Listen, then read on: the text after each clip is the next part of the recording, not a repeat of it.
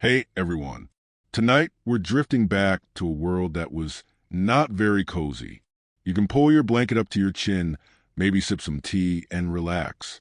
Because while you're safe in bed, we're going to wander through the Middle Ages, a time when people thought disease came from bad smells, witches lurked behind every cowl, and torture was, well, something like a public hobby. The good news is you don't have to live it. You just get to listen, slowly, sleepily, and maybe wonder how anyone got through it without immediately giving up. So let's begin with torture, which is admittedly not the cheeriest bedtime story. But when people imagine the medieval world, torture always comes up first. Dungeons, racks, chains, grim men in hoods who probably hadn't washed in weeks. The truth is, it wasn't quite constant, and most medieval people weren't tortured daily, despite what Hollywood suggests. But it was used often enough, and with such creativity, that it deserves a long, meandering stroll. Let's start gently. Torture in the Middle Ages was less about sadism, though there was plenty of that, and more about control. Kings, popes, and city councils like to keep people in line. And when you live in a world where most folks can't read and gossip spreads faster than bread mold, sometimes a public display of pain seemed like the easiest way to make a point. Subtlety wasn't exactly their strong suit. So instead of a stern warning, you might get tied to a wooden contraption and stretched like dough. The rack is probably the most famous. Picture a heavy wooden frame with rollers at each end, ropes tied to your wrists and ankles. Slowly, with the turn of a crank, your limbs were pulled tighter until joints began to slip apart. It sounds dramatic, and it was. The irony is, people didn't usually die on the rack. It was more about fear. Dislocated shoulders, shredded muscles, sometimes broken bones. But the victim often lived to tell the tale or confess whatever nonsense the authorities wanted. After all, if you're hanging there with your arms yanked out of their sockets, you'll confess to inventing time travel if they ask. Sleepy thought, isn't it? You can imagine whispering, yes, I did it, just to make the squeaking stop. But the rack was only the beginning. Medieval Europe had a buffet of inventive devices. There was a strappado. That one was almost elegant in its cruelty. You'd be tied with your arms behind your back, then hoisted up by a rope until you dangled like a trussed chicken. Sometimes they let you drop suddenly, stopping just before you hit the ground. The result? Your shoulders popped out of joint. Again, rarely fatal, but always agonizing. And in an odd way, practical. Because unlike an execution, they could recycle you for the next day's questioning. Efficiency was a medieval virtue, after all. Of course, efficiency didn't stop them from being theatrical. Take the infamous Iron Maiden. You've probably seen it in cartoons and Halloween decorations. A tall iron cabinet, shaped vaguely like a person, lined inside with spikes. Close the door, and the victim would be stabbed from all angles. Gruesome, terrifying, and probably not real. Most historians agree that the Iron Maiden was a later invention, a bit of Renaissance showmanship cooked up to make the dark Middle Ages look even darker. So the next time someone tells you about poor souls locked inside one, you can smile sleepily and think, well, at least that part was exaggerated. Comforting in its way. Now, let's drift sideways into the more peculiar tortures, the ones that make you blink and wonder if people were just bored. There was the pear of anguish, a little metal device shaped like, yes, a pear. It could be inserted into the mouth, or more awkwardly, the other end of the body. A screw at the top widened the petals of the pear. Slowly, painfully, the evidence for its widespread use is sketchy, but it certainly appeared in manuals and collections of torture devices. Whether it was ever applied regularly or simply dreamed up by an imaginative smith, it still says a lot about where medieval minds wandered, somewhere between ingenious and deranged. Then there's the chair of torture. Imagine a plain wooden chair, except covered in spikes.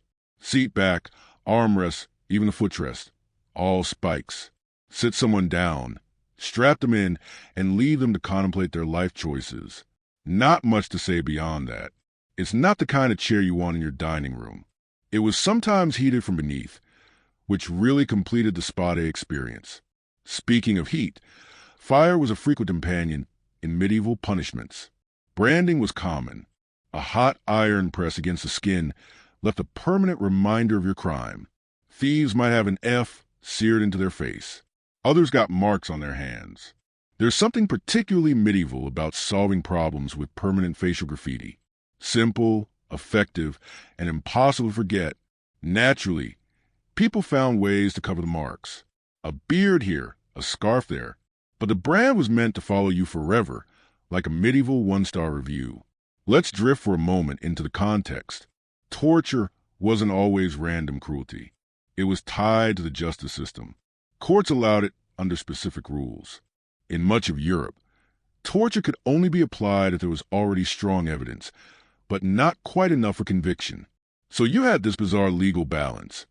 If someone was almost certainly guilty, they might be tortured to get the confession that sealed it, which, of course, made the whole process circular.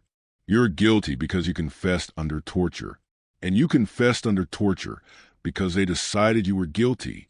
Neat little loop, isn't it? Almost elegant in a bureaucratic, sleep-inducing way. And we can't forget the role of the church.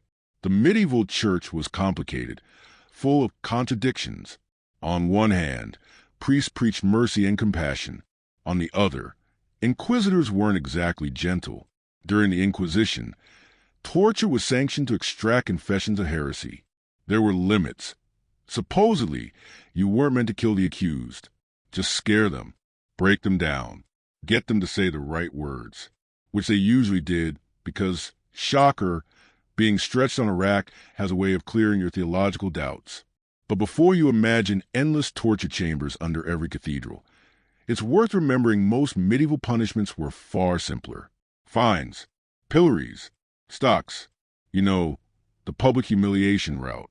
Being locked in a wooden frame with your head and hands sticking out while the townsfolk threw rotten vegetables at you. A little less fatal, a little more comedic, if you ignore the bruising. Sometimes they tied a sign around your neck explaining your crime. This man cheated at bread weights.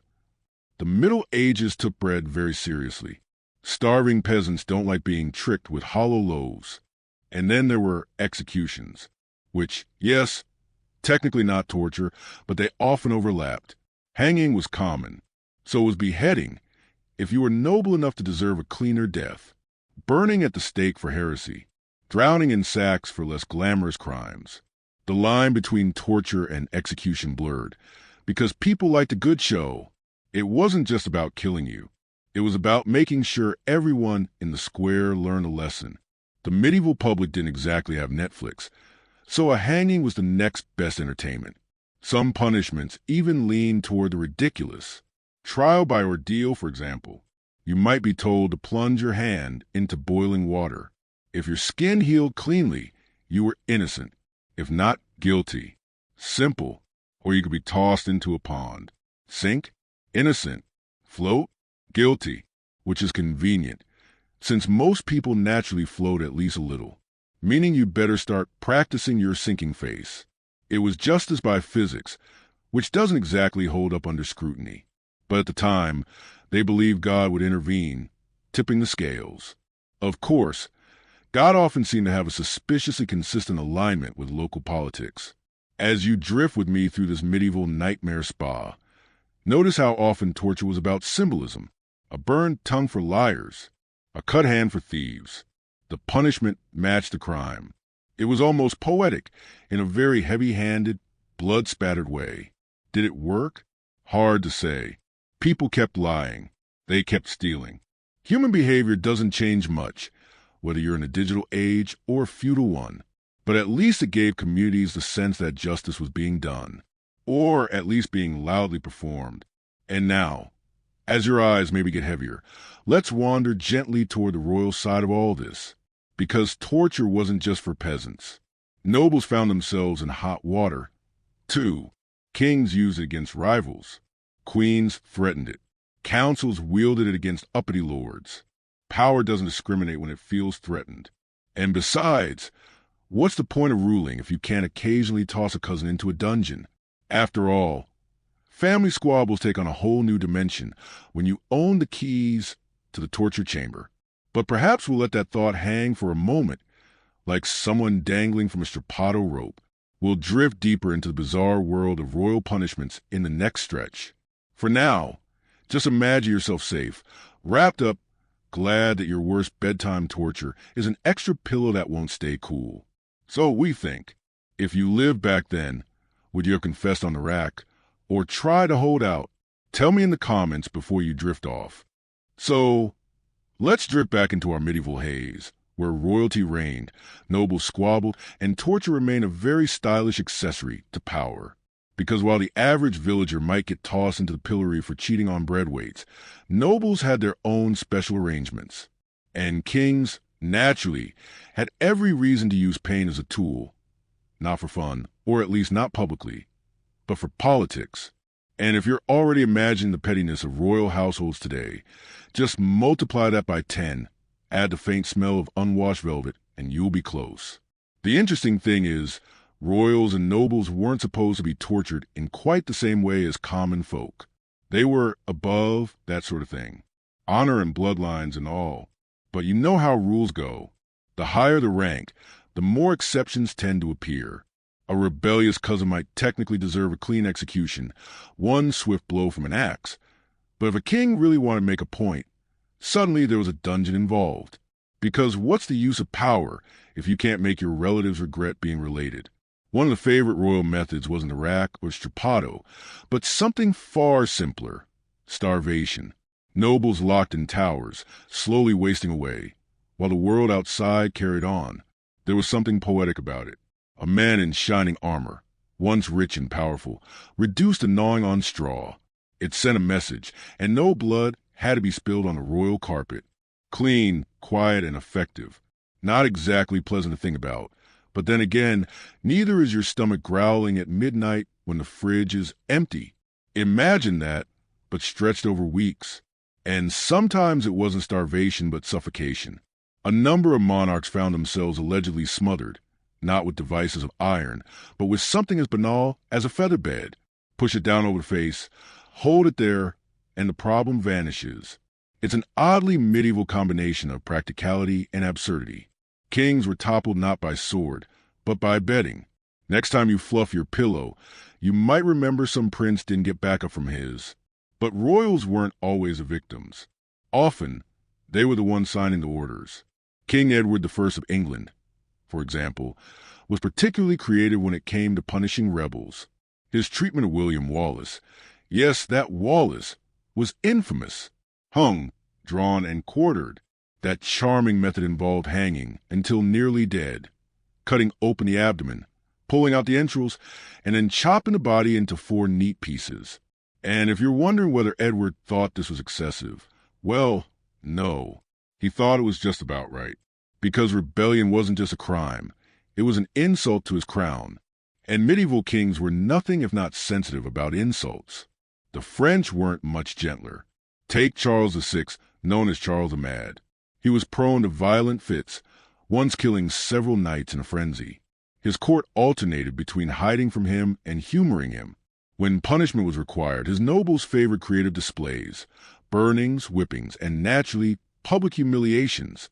Because if your king is running around believing he's made of glass, you need to remind everyone else that order still exists. Torture became less about extracting confessions and more about reassuring the population that someone, somewhere, was still in charge.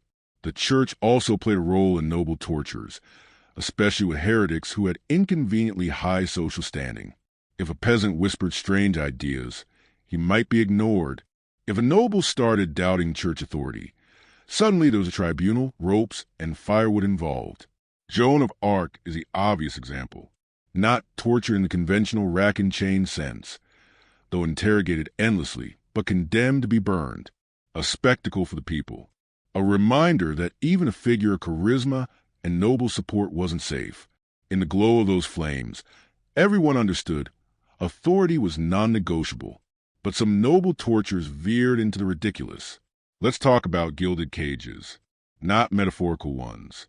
Literal gilded cages. In Florence, for instance, defeated enemies were sometimes locked into small, ornate cages and hung up for the city to jeer at. No iron spikes, no racks. Just public humiliation in the most cramped, uncomfortable way possible. Imagine crouching for days in a birdcage while your enemies stroll by, tossing insults. It's torture by posture and pride, less bloody but no less degrading. And then there was music. Yes, music. Some prisoners were forced to listen to musicians endlessly, day and night. Now, before you imagine medieval elevator music, picture instead bagpipes or drums played without pause. It sounds almost comical until you realize that lack of sleep, relentless noise, and the impossibility of escape is its own kind of torment. You don't need iron spikes if you have an enthusiastic bagpiper. In a strange way, the Middle Ages understood psychological torture centuries before it became fashionable in modern intelligence circles. Of course, one must mention the Tower of London. It wasn't just a pretty backdrop for tourist photos. It was one of Europe's most notorious prisons. Nobles and royals who displeased the crown often found themselves there. Some were starved, some quietly executed. Others, like Guy Fawkes later on, were tortured on the rack within its walls. The tower's reputation was carefully cultivated, half prison, half haunted legend, because fear is always more effective when it spreads on its own. But what's perhaps most telling is how torture bled into ceremony. Executions weren't private affairs. They were public theater. Nobles were paraded, speeches made, crowds gathered. Torture wasn't just pain, it was performance. The chopping block, the scaffold, the pyre, they were stages, and the condemned played their role. Sometimes defiant, sometimes broken, but always part of the show. Kings and queens understood this.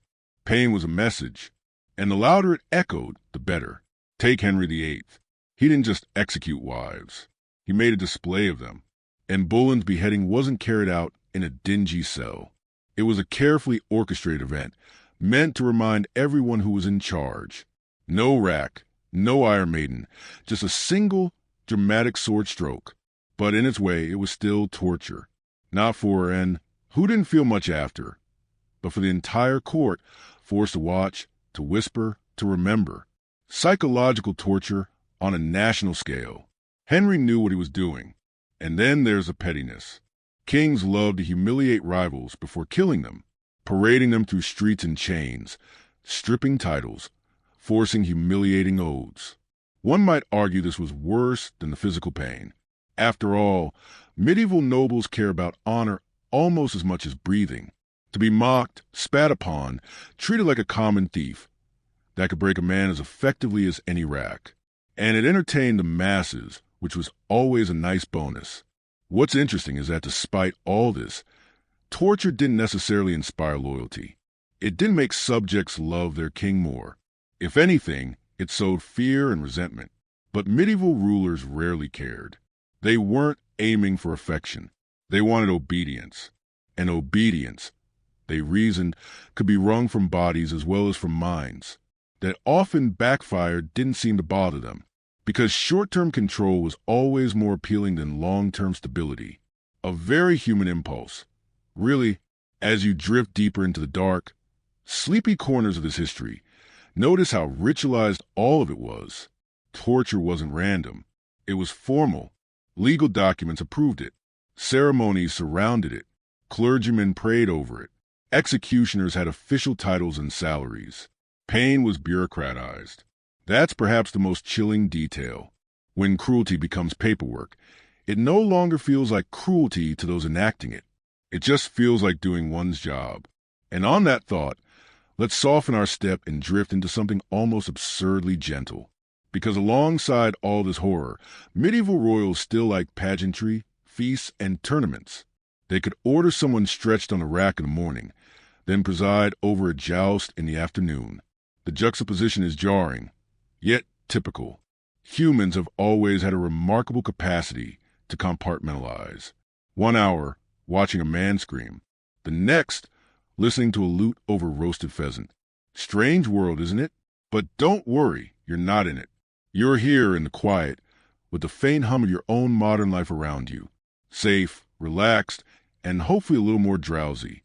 So here's a gentle thought to end on. If you were a medieval noble and the king demanded your loyalty through a mix of torture and ceremony, would you have bent the knee or risked the rack? Drift on that question And tell me in the comments if you're still awake enough to type. So let's drift down from the lofty halls of kings and nobles and settle gently into mud-spattered shoes of ordinary people. Because while royal tortures made headlines, or would have if parchment newsletters were a thing, it was the peasants who lived with punishment most regularly. Small crimes, petty squabbles, drunken brawls. These were the backbone of medieval justice. And while a peasant was unlikely to meet the rack, there were plenty of creative little torments waiting just for them. The first thing to remember is that medieval justice was public, very public. The courtroom, if there was one, was often just a table set up in the town square.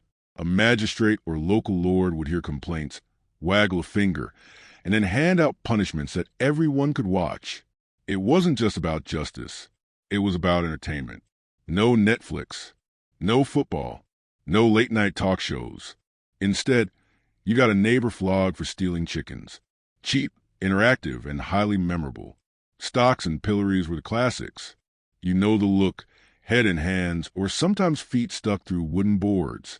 Victims would stand, or rather sag, for hours or days while passers-by threw rotten vegetables, mud, or the occasional sharp stone. Children, naturally, found this hilarious. Adults, too. And while it might sound almost slapstick, the reality wasn't quite so fun for the person locked in place, unable to swat away flies, fend off kicks, or hide from jeering neighbors. Imagine having to sneeze with your head clamped in a wooden frame. Miserable, yet oddly mundane. Then there was flogging, stripped to the waist, tied to a post, and lashed with whips or rods. Not necessarily fatal, but scarring in more ways than one. The sound alone was enough to silence a crowd. Whack, whack, justice delivered in 10 neat strokes. Sometimes 20, depending on the crime. And all of this under the watchful eyes of a community that, let's be honest, probably enjoyed the break in routine. After all, you get tired of staring at the same sheep in the same field every day. A whipping livened things up. For more colorful offenses, punishments grew creative. Gossiping women might be fitted with a scold's bridle, a metal cage over the head, with a spike bit pressing down on the tongue, designed not only to silence but to humiliate. Picture your neighbor walking to the marketplace, jangling an iron, drooling, unable to speak, while the crowd points and laughs. Not exactly spa treatment. But again, the goal wasn't just pain. It was spectacle. It was to remind everyone that words, especially women's words, carried consequences. Bakers who cheated customers by selling underweight bread faced equally poetic punishments. They could be dragged through the streets with a bad loaf tied around their neck, or forced to sit in the stocks holding a basket of their fraudulent bread for all to see. Because if there's one thing medieval people took seriously, it was bread. Fail at that, and the community would absolutely come after you. Imagine a town meeting where no one cares about murder, but everyone is furious about missing crust. Water, too, became a favorite tool. Dunking stools were reserved for scolds, cheats, or women accused of witchcraft. Victims were strapped into a chair, swung out over a pond, and dunked under again and again. The crowd cheered. The victims sputtered. Sometimes they drowned. Sometimes they didn't. Either way, the point was clear. Don't cross the community, or you'll end up wetter than you planned. And speaking of witchcraft, trials of superstition were their own form of torture. The infamous swimming test required the accused to be tossed into a river or pond. Float, and you were guilty, clearly buoyed up by the devil. Sink, and you were innocent, though sadly drowned. A lose-lose situation, unless you had very strong lungs and a forgiving jury. It wasn't torture in conventional, spiked iron sense, but in terms of psychological dread, it certainly counted. Superstition spilled into other ordeals. Hot iron was popular. A man might be forced to carry a red-hot bar a certain distance, his hands wrapped in cloth. If his wounds healed quickly, God had spoken. Innocent. If they festered, guilty. As for fairness, well, infection in the Middle Ages wasn't exactly rare. The odds were never in your favor.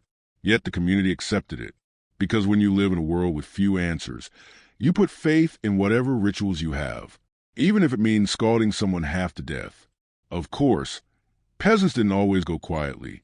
Records survive of angry villagers rescuing friends in the stocks, pelting officials instead of prisoners, or even rioting against judges who they felt were unfair.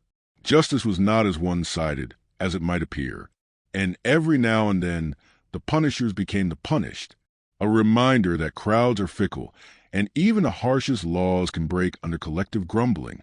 But torture wasn't only about crime. It was about order, discipline, even morality. Take adultery. Men and women caught in compromising positions could be paraded naked through town, tied together back to back, sometimes with ropes around their necks. Not painful in the bloody sense, but humiliating. Imagine your worst mistake shouted in the market square, while children throw cabbage leaves at you. People often remembered shame more vividly than pain, and medieval authorities knew this. Then there's the curious punishment of animals. Yes, animals. Pigs, dogs, even insects were put on trial in some communities. A pig that killed a child could be dressed in human clothes and hanged. Locusts that ruined crops might be excommunicated in a church ceremony. These bizarre spectacles blurred the line between justice and theater. Torture, punishment, humiliation. It wasn't always limited to humans. Medieval minds applied it wherever they thought divine order had been disrupted, which, frankly, was often.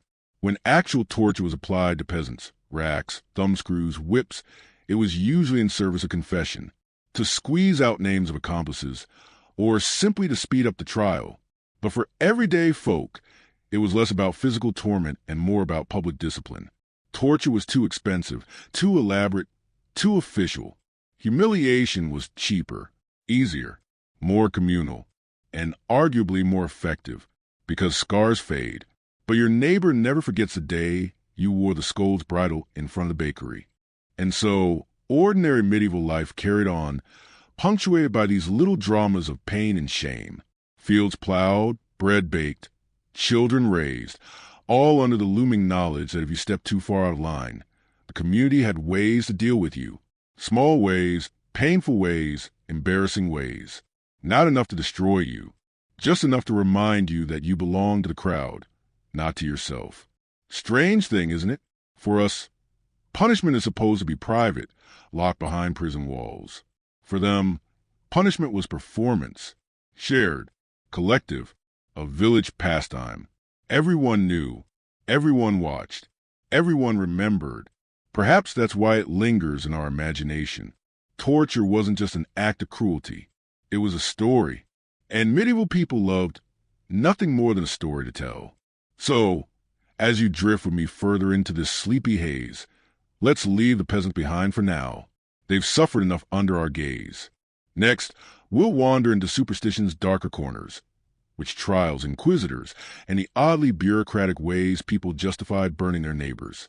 But before we float there, a soft question for you.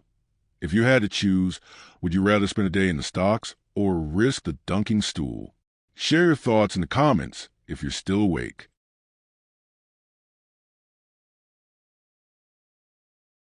Let's move quietly into another corner of the medieval imagination, where torture wasn't just about pain, but about presentation.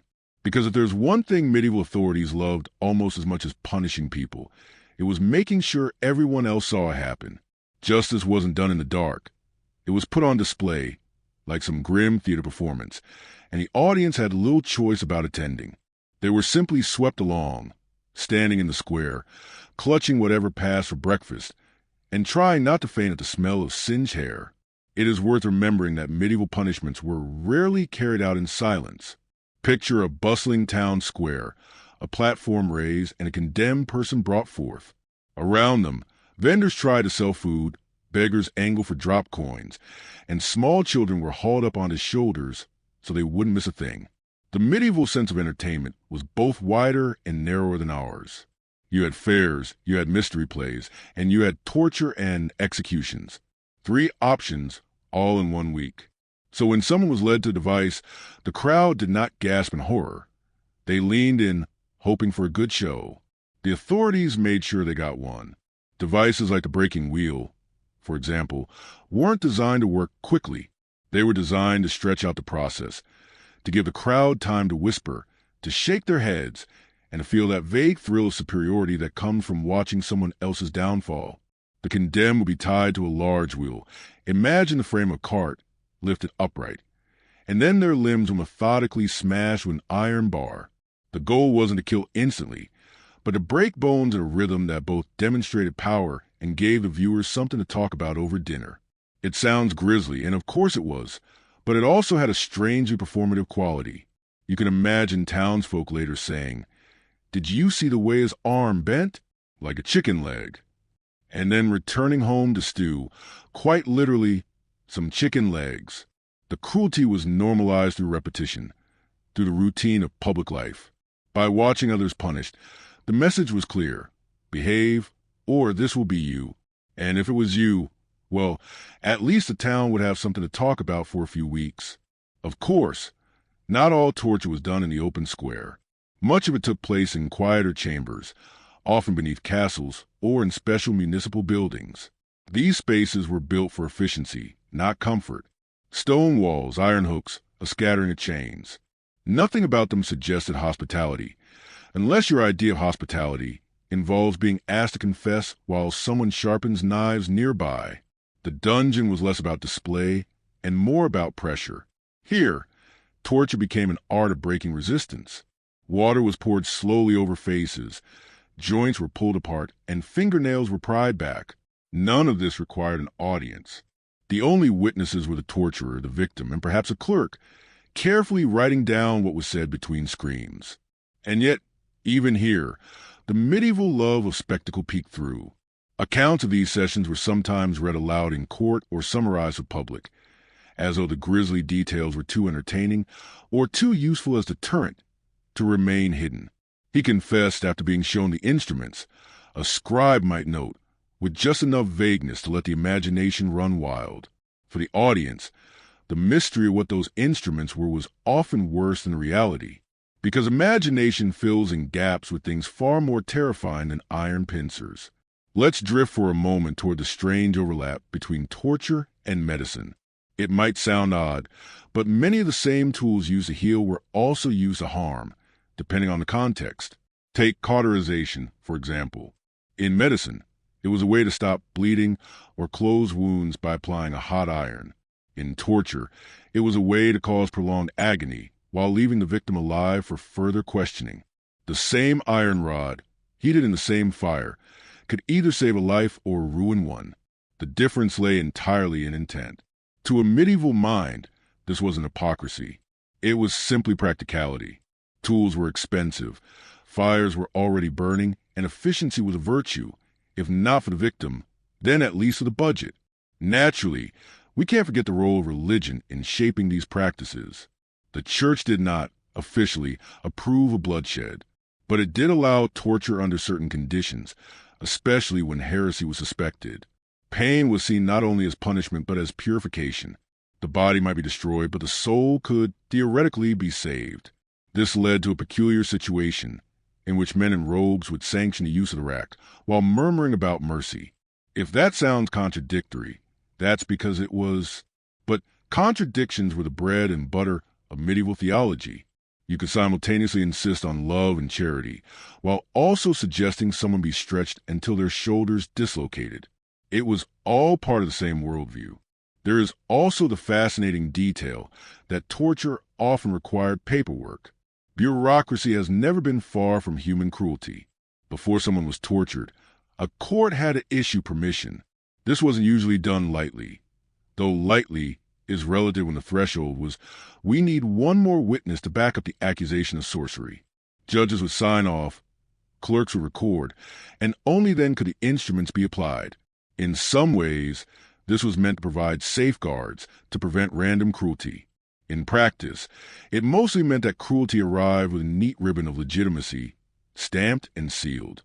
The social function of torture can't be overstated. It wasn't just about extracting confessions or punishing criminals. It was about reinforcing the entire system. People needed to see what happened when order broke down. They needed to know that there were consequences, and those consequences were unpleasant enough to keep everyone in line.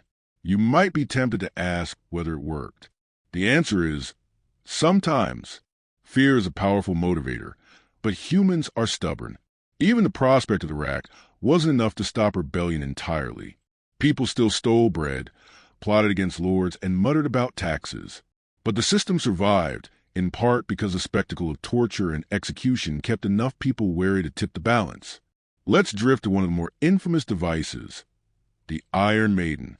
This supposed coffin lined with spikes is often shown in museums and horror films, but the truth is a bit disappointing. Most evidence suggests it was a later invention, or at least greatly exaggerated. The few examples we have are from the 18th or 19th century, built more as curiosities than as real tools. Medieval torturers preferred simpler methods, things that involved ropes, heat, or pressure. Spikes in a coffin were dramatic, yes, but also impractical. And medieval society, for all its love of drama, had a deeply practical streak. So the Iron Maiden, while a powerful symbol, may be more myth than reality. The real tortures were less theatrical, but far more common.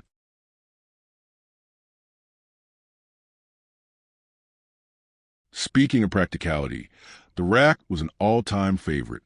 Simple to build, easy to use, and undeniably effective. The victim was tied at both ends and slowly stretched until joints gave way. Confessions often followed, though whether those confessions were true is another matter. Pain has a way of making people say whatever they think will make it stop. Medieval courts knew this, but chose to believe the words anyway. It was more convenient that way. A confession, no matter how dubious, closed the case. And a closed case meant everyone could go home, comforted by the illusion that justice had been done. And here's the irony. Many medieval people believed that truth could be revealed through suffering. The body would betray the lies, they thought, and the soul, under pressure, would finally speak honestly. Modern science suggests otherwise, but medieval thought wasn't particularly concerned with neuroscience. It was concerned with order, salvation, and spectacle. If a confession was dragged out of someone by the rack, then it was accepted as valid. The system was self-reinforcing, and the pain of the accused was just another cog in the machinery. Now, as we sit here in quiet, it's easy to imagine ourselves far removed from those times. But the uncomfortable truth is that torture has always followed power, in one form or another. The devices change, the language changes, but the logic often remains. Fear, control, spectacle. Those three elements bind past and present together more tightly than we'd like to admit. It's not the most relaxing thought, but perhaps that's the point. History doesn't exist to reassure us. It exists to remind us of the odd, often unpleasant choices humans have made. And in the medieval world, torture was one of those choices, woven deeply into the fabric of law, faith, and daily life. Let's pause here. What do you think? If you were living in a medieval town and the wheel was set up in a square, would you have gone to watch? Or would you have stayed home, shutters closed, pretending the world was less brutal than it was? Leave a thought in the comments if you like. Let's wander now into another peculiar corner of medieval justice, where torture was less about iron spikes and more about the creativity of humiliation. Because sometimes you need a rack or a wheel to ruin someone's day. All you needed was a sturdy stool, a few buckets of water, or perhaps just the right sort of hat. The medieval mind, endlessly inventive when it came to cruelty, often preferred methods that left the victim alive, but utterly embarrassed. After all, why end a punishment quickly when you could stretch it out for weeks? Letting gossip do the heavy lifting? Take the pillory, for instance. That wooden frame with holes for the head and hands has become one of the most iconic images of medieval justice. In truth, it was more of a social punishment than a physical one. Although standing in the same position for hours while your neck cramped was hardly pleasant, what made the pillory effective was the crowd. Spectators jeered, threw rotten food, sometimes stones, and occasionally more unpleasant substances that no one bothered to catalog. The unlucky individual stood there helpless, the target of every grudge, every joke, and every child with a half-rotten cabbage. There's a kind of efficiency to it. No elaborate device, no specialist torture required, just a plank of wood and a community willing to participate. And they usually were. The pillory gave people permission to vent all the small frustrations of their lives on someone else. Maybe your neighbor's pig wandered into your garden last week. Maybe you're tired of paying taxes to the bailiff. Whatever your irritation, you could work it out with a well-aimed tomato. The person in the pillory might have been guilty of theft or slander, but for everyone else, they were guilty of existing in the wrong place at the wrong time. Of course, the pillory also carried a certain risk. Crowds are not known for moderation. What began as playful jeering could quickly become violent, and sometimes the victim emerged more bruised than intended, or didn't emerge at all.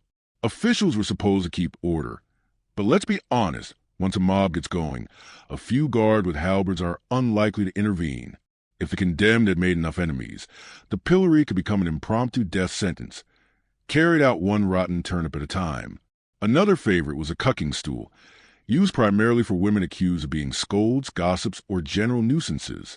The victim was strapped to a chair attached to a long wooden beam, then dunked into a river or pond repeatedly. The logic was simple.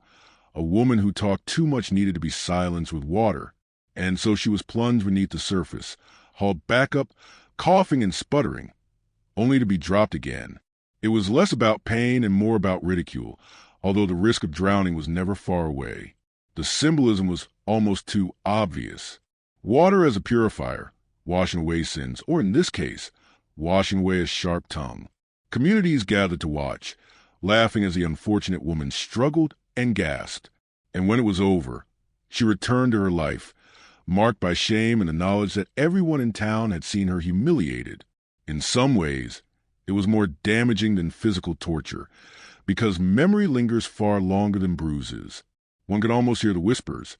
That's her, the one who was dunked last spring. It's worth pausing to note how much of medieval punishment relied on the crowd. Torture in dungeons was hidden, but public punishments were spectacles, binding communities together through shared cruelty. There's a peculiar solidarity in watching someone else suffer.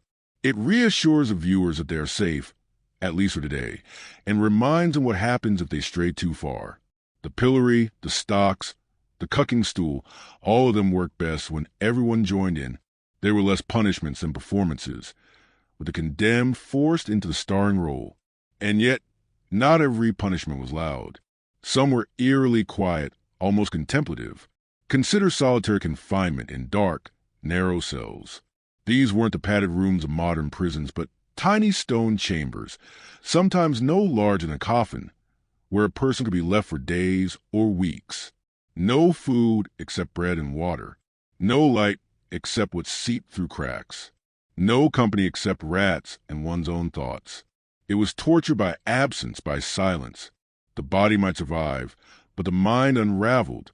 Medieval authorities may not have had a formal understanding of psychology, but they knew how to break it. Then there was the matter of shame punishments. Imagine being forced to wear ridiculous outfits that advertise your crime. Thieves might wear giant wooden keys around their necks. Adulterers might be paraded with symbols of their offense. Bakers who sold underweight loaves could be made to carry bread hung around their neck until their spine ached. The idea was less about hurting the body than about marking the person as ridiculous. Because once laughter attaches to your name, it can be very difficult to shake off.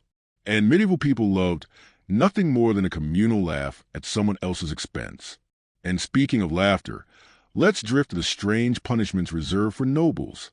You see, the higher your social rank, the more delicate the authorities had to be when disciplining you. Executing a peasant was straightforward. Executing a noble risked outrage. So, sometimes, humiliation was considered the safer route. Nobles might be forced to kneel in public, stripped of armor, or paraded through the streets in plain clothing. For men used to fine robes and heavy jewels, that loss of dignity was almost worse than a beating. Almost. Now, we should not pretend that these punishments were evenly applied. Justice in the Middle Ages was anything but blind. Wealth bought leniency. Status bought protection. A noble caught stealing might suffer embarrassment. A peasant caught stealing might lose a hand. The contrast was stark, and everyone knew it. And yet, somehow, the system held together. People muttered, but they accepted it was simply the way things were. The scales of justice weren't balanced, but they were consistent in their imbalance, which is almost the same thing. One of the more curious punishments, particularly in German towns, was a shame flute. Imagine a long wooden tube, fitted with metal clasps, placed around the neck and hands of a musician accused of playing badly, or more often of misconduct. The flute wasn't functional. It was purely symbolic. The poor musician was forced to wander the streets, mocked as a fool who could no longer play. It was oddly specific, but then medieval punishments often were. Why settle for a generic humiliation when you could tailor it to profession? This personalization extended even to torture. Bakers might be burned with hot irons shaped like bread stamps. Blacksmiths might be scorched with their own tools. It was poetic justice, though perhaps less poetic if you were on the receiving end. The message was clear. You had dishonored your trade, and now your trade will dishonor you. A tidy symmetry, the kind bureaucrats and judges always find so satisfying. And let's not forget the role of animals. Sometimes punishments involved dragging offenders through the streets tied backward on donkeys, a position designed to emphasize disgrace. Dogs might be set on criminals to chase them out of town. In rare cases, animals themselves were put on trial, particularly pigs accused of harming children. Yes, you heard that correctly. A pig could be brought before a judge, sentenced, and even executed, usually by hanging. It sounds absurd, but to medieval minds, order had to be maintained. If a pig misbehaved, it wasn't just an animal problem. It was a violation of divine law, and divine law had to be satisfied, one pig at a time. What all of this reveals is a society deeply concerned with order, appearance, and reputation. Pain mattered, yes, but shame mattered more, because shame lingered. It spread. It was contagious. A whipping stung for an hour. Humiliation haunted you forever. The medieval system of justice understood this all too well, and it wielded shame like a blade, sharp and efficient. As we drift toward the end of this part, let's reflect on a curious question. Which would you find worse? Being stretched on a rack in a hidden chamber, or being locked in the pillory while your neighbors laughed and pelted you with garbage? Would you rather suffer in silence or suffer in spectacle? It's not exactly a pleasant choice.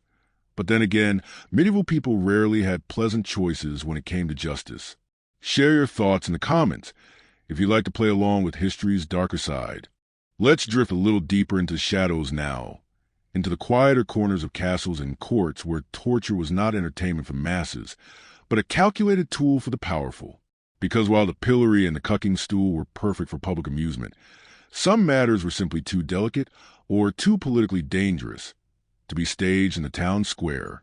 These were the moments reserved for stone chambers, iron hinges, and whispered threats in the dark. One of the most infamous instruments of private persuasion was the rack. We've touched on it before, but it deserves a slower look.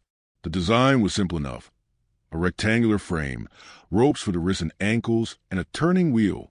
Slowly, steadily, the ropes tightened, stretching the body until joints popped.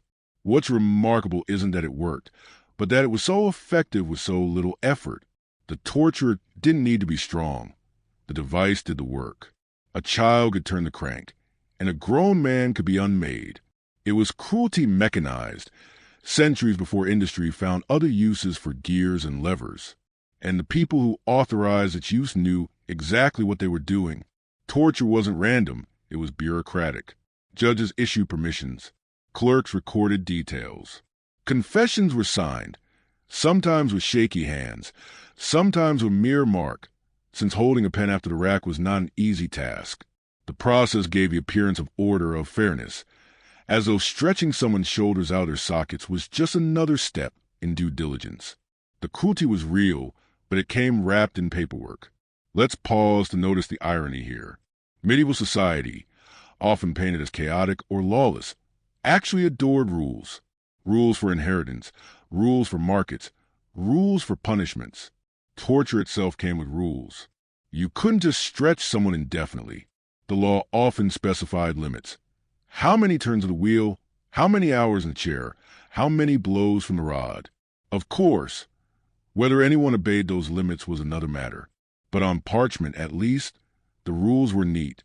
You could imagine the sense of order it gave to a world that was otherwise unpredictable, filled with plague, famine, and endless small wars. Moving from the rack, let's drift to the strappado. Here, The victims' hands were tied behind their back, and they were hoisted into the air by a rope attached to their wrists. Then, with no ceremony at all, they were dropped just enough to jerk the shoulders violently. The joints would dislocate, tendons would tear, and pain would radiate through the body. Simple, portable, efficient. It required only a rope, a pulley, and an imagination unbothered by screams. Unlike the rack, the strappado didn't leave many marks. Useful if you wanted your victim to be presentable later, perhaps for a confession delivered in court. The strappado was particularly popular in inquisitorial settings, where the goal wasn't to kill but to extract agreement. After all, a confession obtained under visible mutilation might raise awkward questions. But a man who looked relatively intact, aside from trembling hands and sunken eyes, that was acceptable. It gave the impression of voluntary speech, even if everyone in the room knew better. In that sense, torture was as much theater in the dungeon as it was in the square. The audience was smaller, but the script was carefully followed. There were, of course, other instruments. The thumbscrew, for instance, a small clamp tightened around fingers or toes. Cheap, portable, and versatile. It lacked the grand drama of the wheel or rack, but it had a certain intimacy. The victim could see the device, feel each turn of the screw, and anticipate the next. Sometimes, anticipation was worse than the pain itself. Torturers understood this, consciously or not. A pause, a smile, a slow turning of the screw, all of it worked together to unravel resolve. Then there was the boot, not the kind you wear, though those were uncomfortable enough in medieval winters, but a device designed to crush legs. The victim's shin was placed inside a wooden or metal casing, and wedges were hammered in, splintering bones slowly.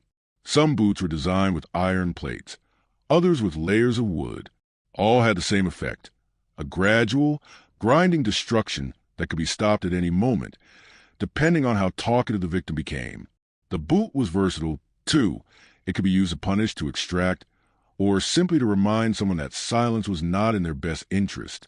And while all of this sounds grim, and it was, there's something revealing in the way torture instruments were shared across Europe. The rack was not confined to one kingdom. The strappado was not the invention of a single city. Technique spread as easily as trade goods. Torturers learned from one another, whether through manuals, word of mouth, or simple observation. Cruelty was part of the cultural exchange, as international as spices or silk. One wonders what it was like to be the craftsman commissioned to build these devices. Did they feel pride in their workmanship? Did they admire the smooth turn of a crank the way a carpenter admires a finely sanded chair? The records don't say. Perhaps it's better that way. Let's not forget, too, that torture was often paired with interrogation. Questions repeated over and over, demands shouted or whispered, names pressed for. And here we glimpse another irony. The information obtained under torture was notoriously unreliable. People confessed to whatever they thought would end the ordeal. Witches named other witches. Heretics implicated neighbors. Innocent men admitted to crimes they hadn't committed. And yet, despite knowing this, the authorities carried on. Why? Because the confession wasn't really about truth. It was about closure. It allowed judges to write case solved in their ledgers. It reassured the community that the system worked, even when it didn't. There is a temptation, from our safe vantage point, to laugh at the absurdity. But it's worth remembering that the logic of torture, pain as a shortcut to truth, has never truly vanished. Modern history is full of examples of people making the same mistake. Perhaps that is the most medieval thing of all. Not the iron boots or the ropes, but a belief that suffering reveals honesty. As we sit with that thought, let's drift sideways into something a little different. The strange overlap between torture and superstition, in which trials, for example, torture was not just about extracting confessions. It was about confirming beliefs. A woman accused of witchcraft might be shown the instruments, told that pain would reveal the devil's mark. Under duress, she would confess, and suddenly the world made sense again. The storm last year, the illness of the cattle, the strange birthmark on a child, all could be explained. Torture, in this sense, wasn't just about control. It was about narrative. It tied chaos into order, however brutally. One of the stranger superstitions was the idea that witches could only be identified by pain. Pinching, pricking, and pressing were all used to locate hidden marks supposedly left by the devil. Professional witch prickers roamed towns with long needles, stabbing at skin until they found a spot that did not bleed. This, they claimed, was proof of sorcery. In reality, it was proof that human skin has many quirks, and that a sharp needle wielded with confidence can convince people of almost anything. The victims, of course, had little say in the matter, and so torture and belief intertwined, feeding one another. The pain confirmed the suspicion. The suspicion justified the pain. A neat circular logic that trapped countless people within it. There's a kind of dreadful elegance in the cycle. Horrible, yes, but elegant in its self-sustaining cruelty. We might pause here and ask ourselves, how would we have fared? Could we have endured the strappado, the boot, the endless questioning? Or would we have broken at the first turn of the rack? It's not a comforting thought, but then again, neither is history itself. Perhaps the better question is, how much do we still allow fear and pain to shape our truths today? I'll leave you with that thought. If you'd like, share in the comments. Do you think you'd confess under torture, or would you have tried to hold out? There's no right answer. Only the quiet reminder that humans are fragile, and history has never forgotten that fact. Now, let's move slowly toward the final act of medieval punishment. Execution. A grim subject, yes. But one approached not with horror, but with that oddly drowsy fascination that comes from understanding human systems of control. After all, an execution in the Middle Ages was rarely about private suffering. It was the ultimate performance, carefully staged, widely observed, and, in its own strange way, profoundly social. The methods were numerous, each chosen with a peculiar combination of efficiency and symbolism. Hanging was common, simple, and effective.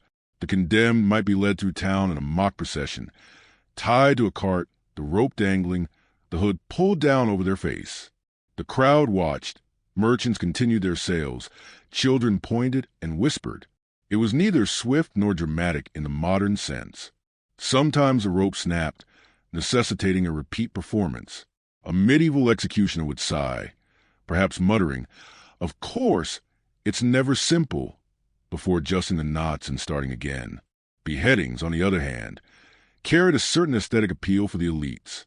Nobles accused of treason or heresy often received this merciful form of death. It looked cleaner, more civilized, and less likely to terrify the town's children. Yet precision was everything. A misjudged swing of the axe could leave the victim alive, or partially alive, which, strangely enough, added to the audience's sense of drama. An audience they always had. Townsfolk gathered, lords stood back, and the clergy murmured prayers as the executioner raised a blade. The ritual was almost ceremonial, perhaps even a little graceful, in a very dark, fatal way. Fire, naturally, was dramatic. Burning at the stake had both practical and symbolic purposes. It consumed the body, erasing the sin or the perceived sin. Heretics, witches, and traitors were subjected to flames, often after a show trial. The spectacle reinforced authority, moral order, and divine justice simultaneously. The smell of charred wood and human flesh mingled with the aroma of roasted chestnuts from nearby vendors. It was, in a terrible sense, entertainment as well as instruction. One can almost hear the board commentary. Well, at least he won't be bothering anyone again. Another method, less common but memorable, was the breaking wheel for criminals deemed especially dangerous. The condemned was tied to a large wooden wheel, and limbs were shattered in prescribed sequence. This was not a method for subtlety. It was for spectacle. The entire town could witness, and every broken bone sent a message. Transgression carries a cost. And yet, there was still a rhythm to it, a procedure that turned cruelty into something almost orderly. Pain measured, limbs broken in sequence, the victim left displayed for days, so that their suffering continued to instruct and warn. Interestingly, executions often served as lessons of morality and social hierarchy. Nobles might receive a beheading, the crowd respectfully watching. Peasants might face hanging or the wheel, their agony a prolonged warning to those lower in rank. The lesson was clear. Status influenced your fate. And everyone, regardless of class, understood that very well. It reinforced the social fabric, whether or not one wanted it reinforced. Fear was a tidy way of keeping people in line, and executions were the most visible demonstration of that principle. And yet, there were bizarre rituals surrounding these deaths. Sometimes a condemned would be forced to wear signs announcing their crime. Sometimes they would be led through multiple towns before reaching the site, giving the public an extended opportunity for judgment. Clergy often accompanied the condemned, muttering prayers meant to save their soul. Merchants sometimes took the opportunity to sell charms or food. Execution was, in essence, a traveling circus, a macabre fair that reminded everyone of the consequences of disobedience. What's curious is the degree of ceremony involved. Even the simplest hanging might require multiple officials: the sheriff to oversee, the executioner to swing the rope, the clerk to record the event, and the clergy to offer last rites. It was organized chaos, a choreography that balanced authority, justice, and spectacle. Every movement had meaning. Every pause mattered. The condemned were actors in a drama scripted by law, custom, and superstition. And the audience, whether they liked it or not, were participants in that drama. Let's drift for a moment toward the psychological dimension. For the condemned, anticipation often rivaled the execution itself in terror.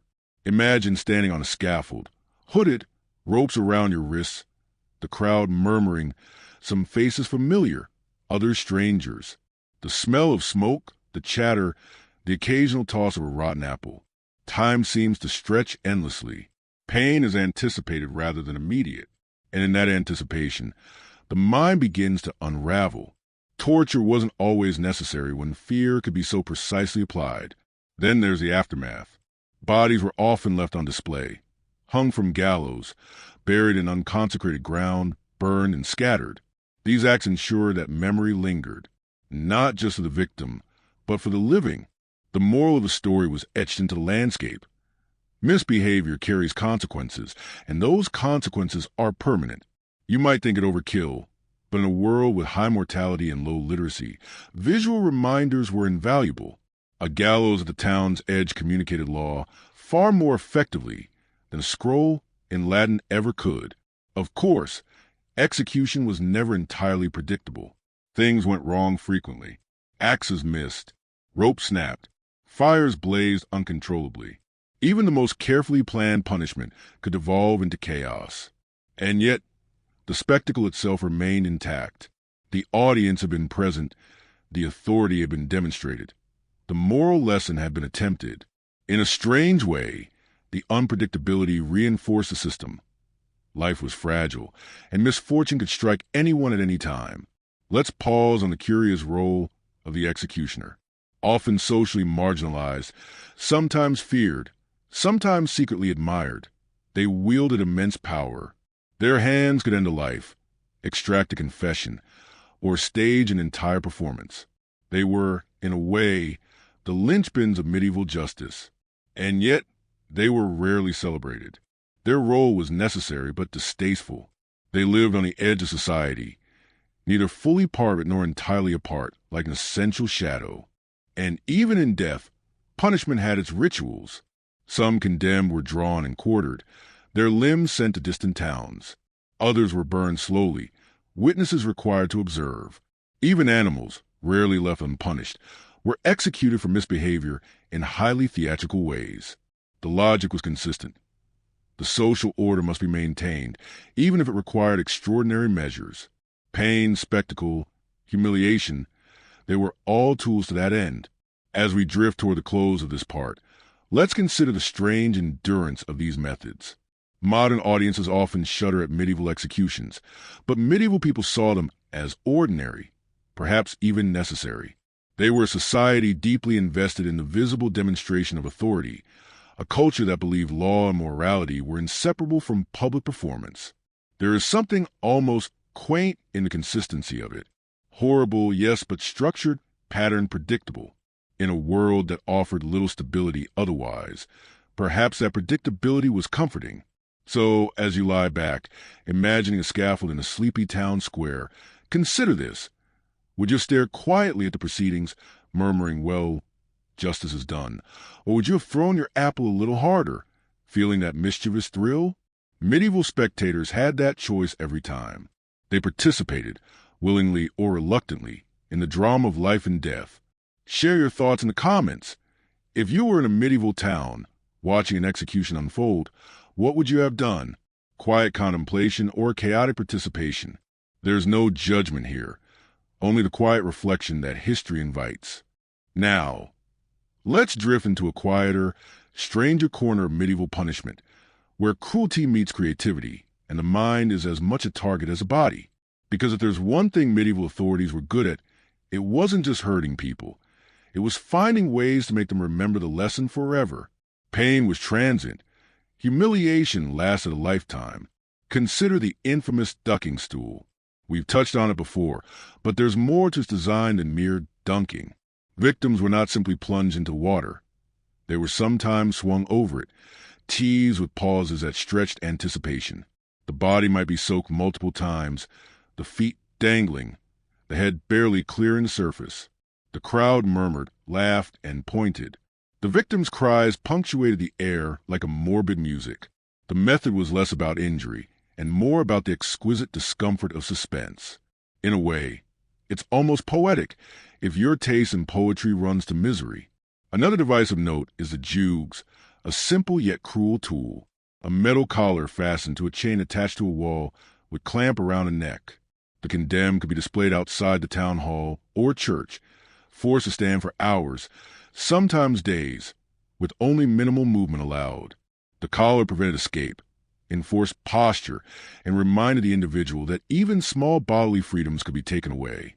It was subtle, silent, but profoundly effective. Humiliation here didn't rely on screams. It relied on stillness and exposure. And then there were the stocks. They often get lumped together with pillories in popular imagination, but they were subtly different. Stocks restrained the legs instead of, or in addition to, the arms. Victims might be left on the street for hours while passers-by jeered, pelted, or simply stared.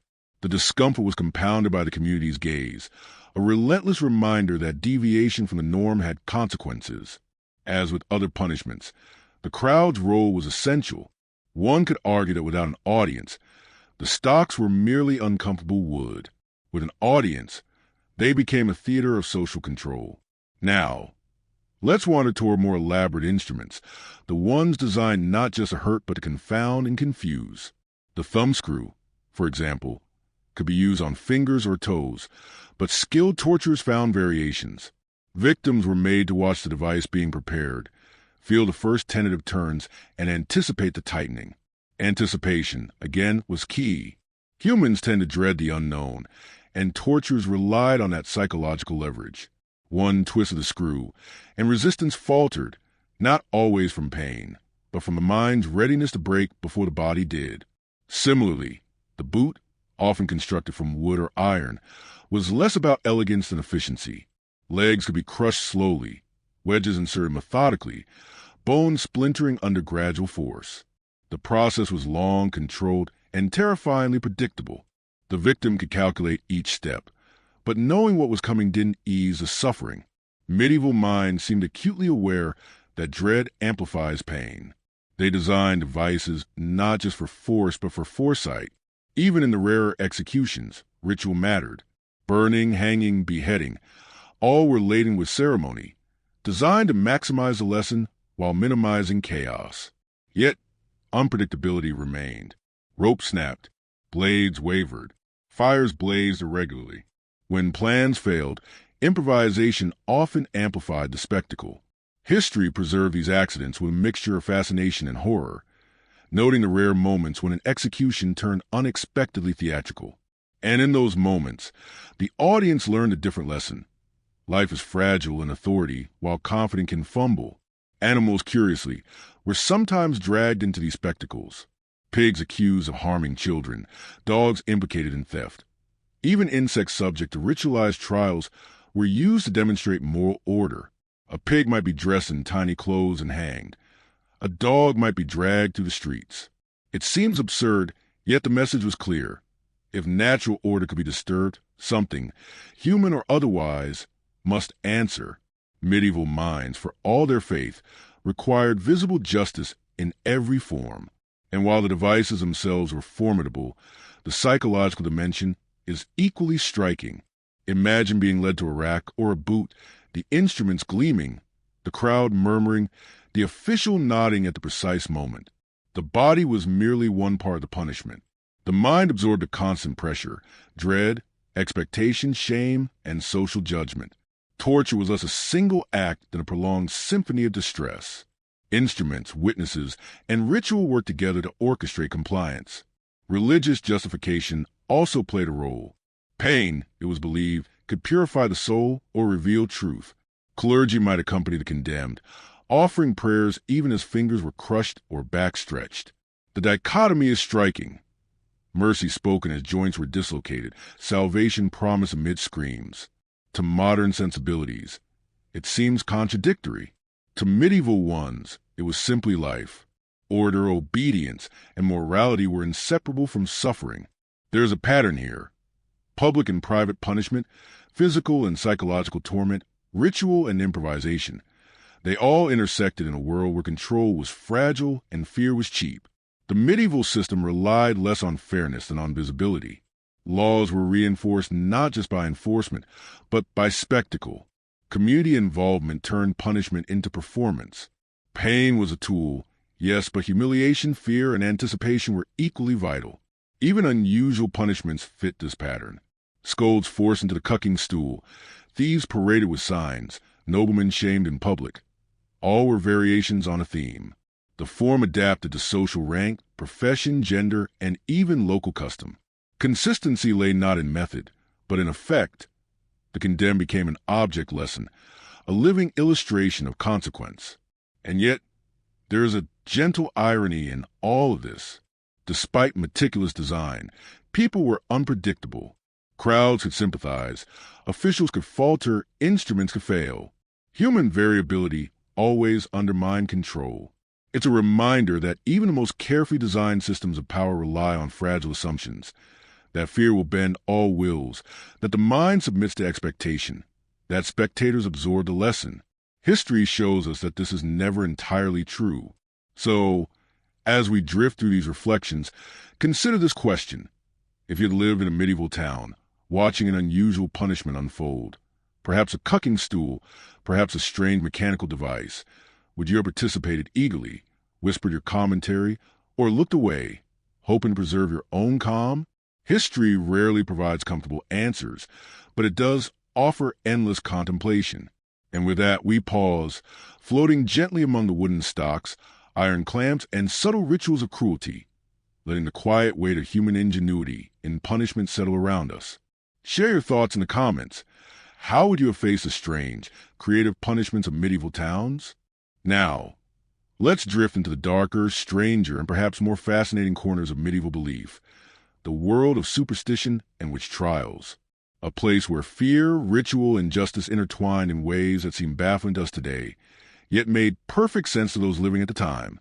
Because in a world of plague, famine, and unpredictable misfortune, someone or something had to be blamed, and often that someone was entirely human, conveniently located, and accused of dealing with powers beyond comprehension. Witch trials are familiar in modern imagination. The pointed hats, the cauldrons, the fiery stakes. Yet the reality was less theatrical in some ways and far more insidious in others. Accusations could start with something as mundane as a neighbor falling ill, crops failing, or a cow mysteriously dying. Communities were tight-knit and personal grudges were common. Combine superstition with resentment, and suddenly the simplest misfortune could be explained as witchcraft. Who better to punish than the person conveniently standing nearby, especially if they were different in appearance, behavior, or reputation? Once accused, the procedures could vary widely, but fear was the constant. Interrogation often involved both subtle psychological pressure and outright torture. The accused might be asked to name accomplices, describe pacts with the devil, or admit to impossible acts. Clergy and officials insisted that confession would lead to salvation, if only the person admitted the truth. The logic was deeply flawed, of course, but it was persuasive under extreme duress. Humans are surprisingly malleable when suffering, and medieval authorities knew this. One of the more peculiar practices was the pricking of witches. A long, sharp needle would be applied to the accused's body, searching for the devil's mark, a spot that allegedly did not bleed or feel pain. Every twitch, every flinch, could be read as proof, and because needles are uncomfortable, even innocent movements might be misinterpreted. The result was that almost anyone could be found guilty. The method was remarkably effective at confirming the authorities' suspicions, if not actual guilt, and efficiency in those days was considered a virtue. Witch trials were also social events, in a manner of speaking. Spectators often attended, watching the accused struggle, confess, or resist. Gossip mingled with prayer, curiosity mingled with fear. A person accused of witchcraft was not just punished. They were turned into a symbol, a cautionary tale for the entire community. And because superstition often targeted women more than men, these trials reinforced social hierarchies as well. A loud, outspoken, or independent woman was suddenly vulnerable in ways her male neighbors were rarely subjected to. The inquisitors, meanwhile, were professional, if morally flexible. They operated within a framework that justified extreme measures in the name of truth and salvation. Torture, interrogation, and psychological pressure were all permissible tools when the alleged crime involved the devil. And so, the accused, often terrified and exhausted, confessed to whatever the inquisitors suggested. Names were given, plots described, and pacts imagined. And with each confession, the circle of suspicion widened.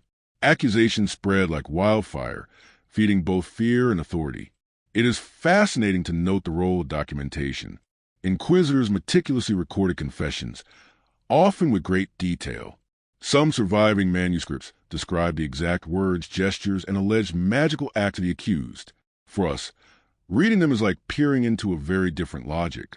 The method seemed absurd, the confessions impossible, yet at the time, every detail reinforced a narrative. The devil was real, witches were dangerous, and the authorities were justified.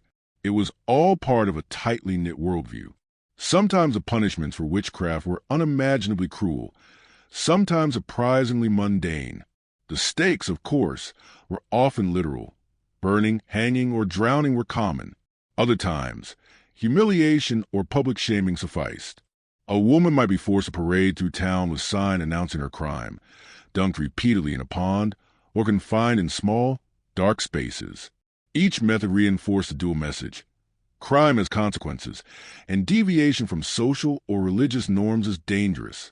And yet, for all the horror, there is a peculiar pattern of ritual and consistency.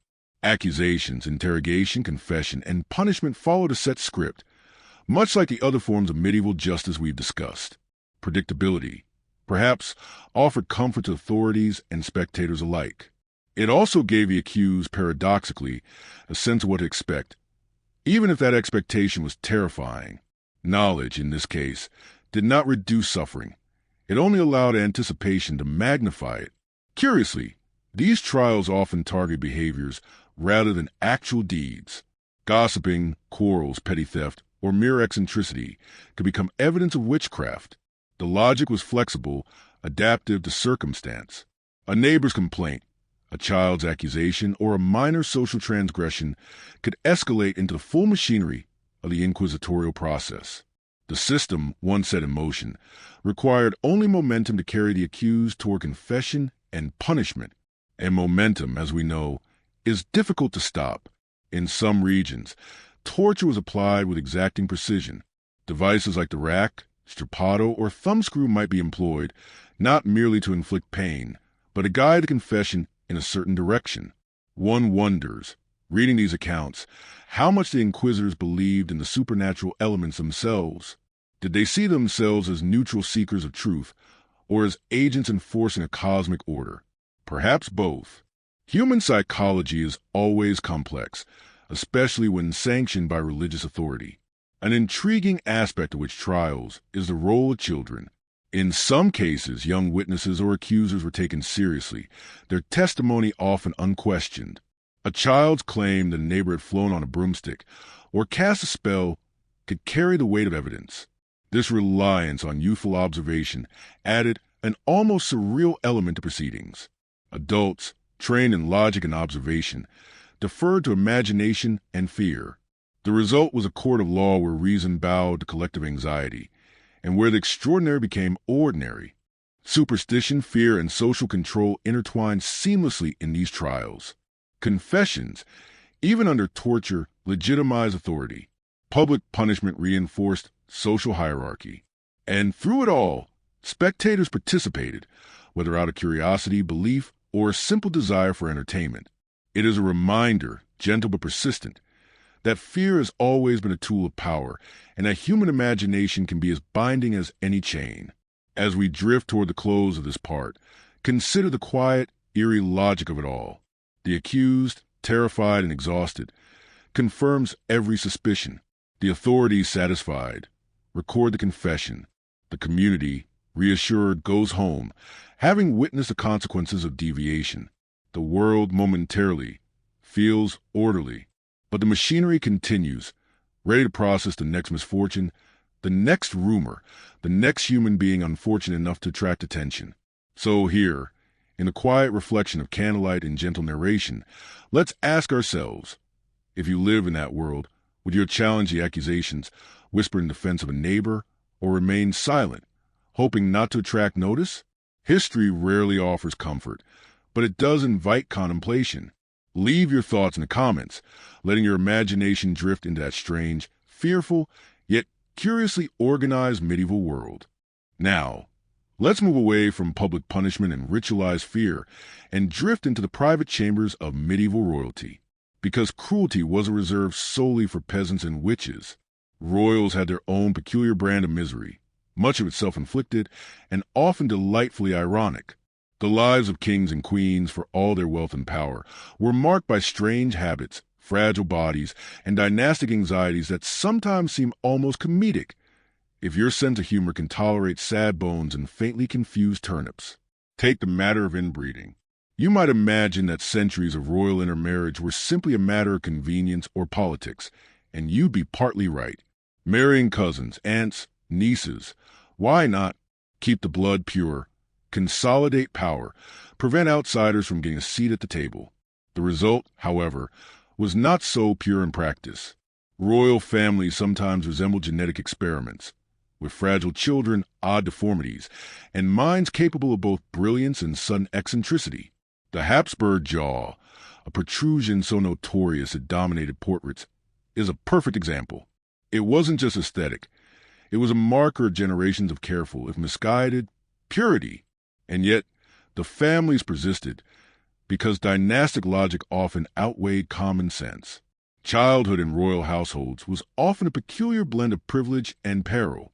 Young princes and princesses were pampered beyond reason, yet confined by rules and tutors, each meal, lesson, and nap carefully scheduled. Illness could strike at any moment, and with limited medical understanding, small infections became life-threatening. Some children were excessively spoiled, developing eccentric habits. Others were fragile, delicate, and in constant need of protection, or endless supervision by anxious adults. A royal nursery was less a playground and more a miniature battlefield of hygiene, education, and political maneuvering. And then there were the strange personal quirks. Kings who refused to wear shoes, queens obsessed with rare perfumes, nobles terrified of invisible insects. Sometimes these habits were harmless. Sometimes they were peculiar coping mechanisms, and sometimes they were the seeds of legend. Chroniclers, never one to resist exaggeration, often amplified these quirks, ensuring that history remembered the eccentricities alongside the policies and wars. One can almost imagine the bored scribes whispering in margins. He prefers to eat with a golden spoon while muttering to his cats. Naturally, he ruled wisely. Dynastic pressure could also manifest in odd marriages. Alliances were arranged without concern for compatibility, affection, or sanity. A king might wed a distant cousin, a teenage bride pulled from another country, her language incomprehensible, her customs alien. Courtiers and clergy oversaw, diplomats negotiated, and the bride and groom were expected to produce heirs. Love was optional, cooperation was mandatory, and when things went wrong, it could be spectacular. Scandals, secret affairs, or outright rebellion punctuated royal households with quiet chaos, as dramatic as any public spectacle, yet far more intimately felt. Sickly children were another common theme. Royal genetics, poor hygiene, and constant illness often meant that children never thrived. Some succumbed to fevers, others to infections, and still others grew up fragile and malformed. The royal family might mourn publicly, celebrate marriages privately, and keep secrets about deformities that could weaken claims to the throne.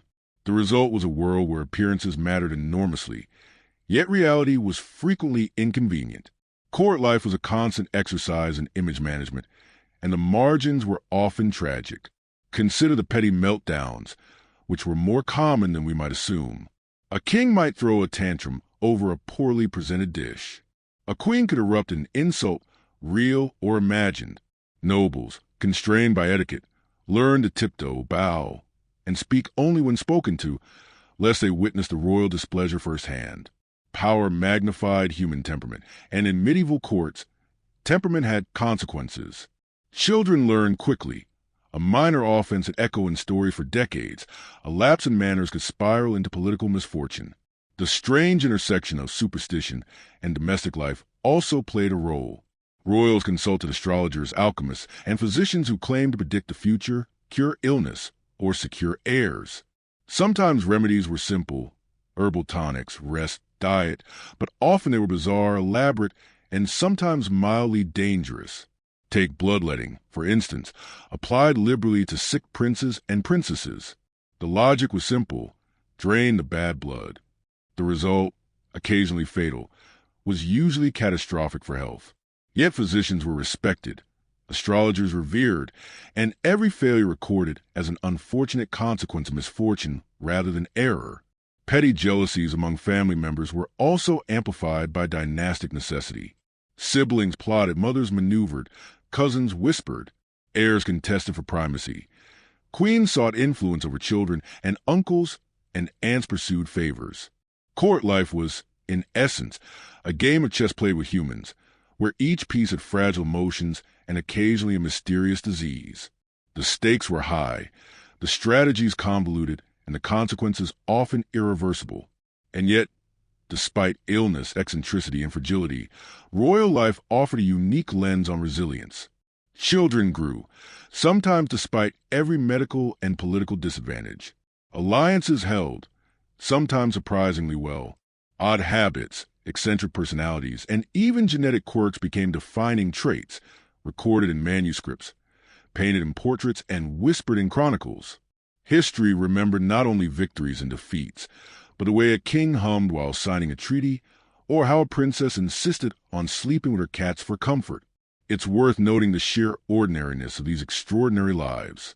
Royals were not superhuman.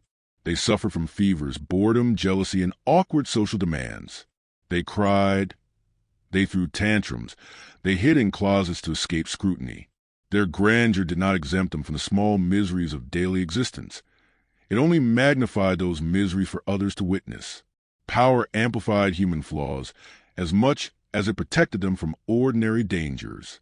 And finally, the legacy of inbreeding, eccentricity, and fragile childhoods reminds us that medieval elites, for all their authority, were intimately human. They were fragile, anxious, and often at odds with themselves. Their lives, recorded in manuscripts, letters, and paintings, show us not only the opulence of courts, but the strangeness of ordinary existence magnified by politics, duty, and expectation. There's a quiet fascination in watching their small dramas unfold, a gentle reminder that power and misery are not mutually exclusive. So, as we drift toward the end of this section, consider this. If you were a royal child in a lavish chamber, attended by tutors, nurses, and endless well-meaning advisors, would you have been able to endure the strange rules, the constant observation, and the subtle fear of misstepping? Or would you have found your own small rebellions, hiding behind curtains, whispering to cats and dogs, quietly asserting your humanity? Share your thoughts in the comments, letting your imagination wander through those gilded halls and fragile dynasties.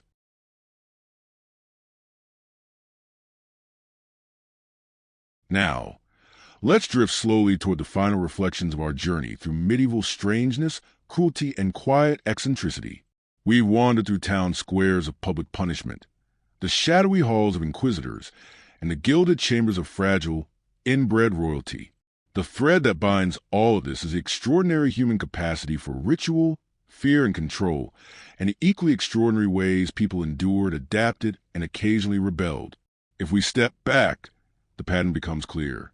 Medieval life was a constant negotiation between authority and survival. For peasants, punishment was public and performative. For accused witches, fear was psychological as much as physical. For nobles and monarchs, eccentricity, frailty, and dynastic obligation were themselves forms of constraint. The system operated like a vast, oddly meticulous machinery. Each cog, torture device, inquisitor, chronicler, or royal tutor, moving in predictable yet sometimes unpredictable ways. And yet, what strikes us most is not the cruelty, but the human dimension. The victims, accused, and even the powerful were all navigating circumstances largely beyond their control. A peasant might endure a ducking stool with stoic resignation or a whispered defiance. A queen might insist on a peculiar ritual, her eccentricity tolerated in a court otherwise obsessed with order.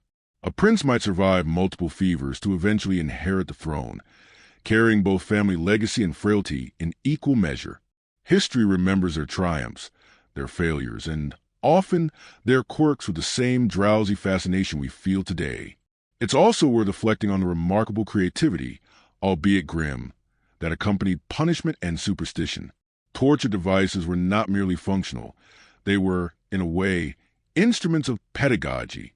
Rituals, confession, and public spectacle were designed to teach lessons, enforce obedience, and reinforce moral and social codes. Even failures of design, broken ropes, misfired axes, stubborn prisoners, offered unexpected insight into the limitations of control and the unpredictability of human behavior. The medieval mind understood that fear could be as effective as force, and anticipation could be as persuasive as suffering. Similarly, dynastic eccentricities reveal the persistence of human curiosity, ambition, and even humor in constrained circumstances. Royal children endured fragile health, relentless supervision, and bizarre expectations. Spouses navigated political alliances and genetic hazards. Advisors, clerics, and chroniclers recorded every oddity, every tantrum, every minor scandal. And in the midst of this, ordinary humanity persisted. Hunger, playfulness, whimsy, and defiance, reminding us that even power cannot fully suppress the quirks of human nature. One cannot help but smile quietly at some of the ironies. Kings who ruled vast lands, yet obsessed over minor personal comfort. Queens commanding armies of servants, yet fretting over feline companionship. Inquisitors demanding confessions while their victims whispered the impossible. Devices designed for terror, yet often failing in amusingly mundane ways. The medieval world was tragic, yes, but also absurd in ways that only hindsight and a calm evening reflection can fully reveal. As we draw near the close, imagine the rhythm of this world. The crowd murmurs in a town square. A royal child coughs in a gilded chamber, which faces her inquisitor. A family debates a marriage alliance. Everything is simultaneous, interconnected, and peculiar. Life, for all its grandeur and brutality, moves forward in small, strangely ordinary ways. The spectacle, the superstition, the fragile bodies, the eccentric minds, they all coexist in a pattern both chaotic and strangely elegant. And now, in this quiet moment, we can reflect on the lessons without urgency or alarm. Perhaps the greatest lesson is endurance. Human beings, powerful and powerless alike, adapted, survived, and left traces for us to study. They laughed in private, cried in solitude, and negotiated the impossible demands of society. In observing their lives, we glimpse both our fragility and resilience, and perhaps, in that quiet observation, we find a soft comfort. So, as we prepare to close this journey through centuries of human strangeness, I invite you to consider a few gentle questions. Which story surprised you the most? The public punishments, the inquisitorial procedures, or the strange personal lives of royals? Which eccentricity or oddity would you have found most amusing or most distressing if you lived in that time? Share your reflections in the comments. Your imagination is as much a part of history as the events themselves. And finally, If you enjoyed this slow journey through the medieval world, consider supporting the channel in the quietest way possible. Like, share, and subscribe. These small actions help keep history gentle, drowsy, and abundant for future nights of reflection. Perhaps you'll revisit these stories. Imagine the creaking stocks, the whispered accusations, or the gilded, fragile chambers. History, after all, is a soft companion, if we allow it to be. Thank you for drifting through this world with me. Sleep gently. Dream of odd courts, curious inquisitors, and strange devices, and let the faintly sardonic humor of the past lull you toward rest. And remember, history is never as orderly as we think, but it is always quietly fascinating.